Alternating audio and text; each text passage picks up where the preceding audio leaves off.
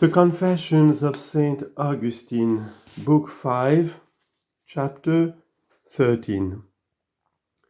When therefore they of Milan had sent to Rome to the prefect of the city to furnish them with a rhetoric reader for their city, and sent him at the public expense, I made application through those very persons, intoxicated with Manichaean vanities, to be freed wherefrom I was to go, neither of us, however, knowing it, that Symmachus, then prefect of the city, would try me by setting me some subject, and so send me. To Milan I came to Ambrose the bishop, known to the whole world as among the best of men, your devout servant, whose eloquent discourse did then plentifully dispense unto your people the flour of your wheat, the gladness of your oil, and the sober inebriation of your wine. To him was I unknowing led by you, that by him I might knowingly be led to you. That man of God received me as a father, and showed me an episcopal kindness on my coming. Thenceforth I began to love him, at first indeed not as a teacher of the truth, which I utterly despaired of in your church, but as a person kind towards myself.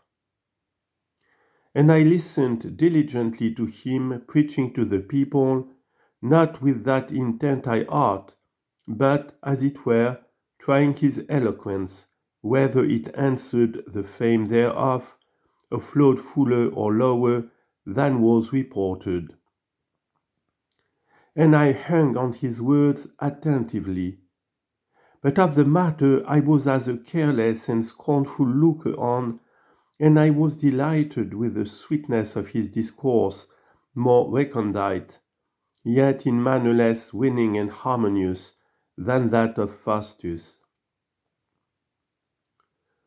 Of the matter, however, there was no comparison, for the one was wandering amid Manichaean delusions, the other teaching salvation most soundly. But salvation is far from sinners, such as I then stood before him, and yet was I drawing near by little and little, and unconsciously.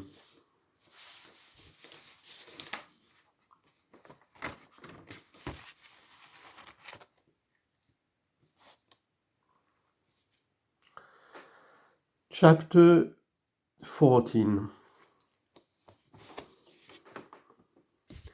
For thou, I took no pains to learn what he spoke, but only to hear how he spoke, for that empty care alone was left me, despairing of a way open for man to you. Yet together with the words which I would choose came also into my mind the things which I would refuse, for I could not separate them.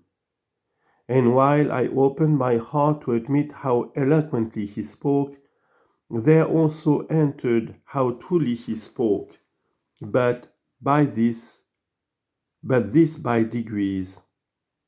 For first, these things also had now begun to appear to me capable of defense, and the Catholic faith, for which I had thought nothing could be said against, the Manichees' objections, I now thought might be maintained without shamelessness, especially after I had heard one or two places of the Old Testament resolved, and of times in a figure, which when I understood literally, I was slain spiritually.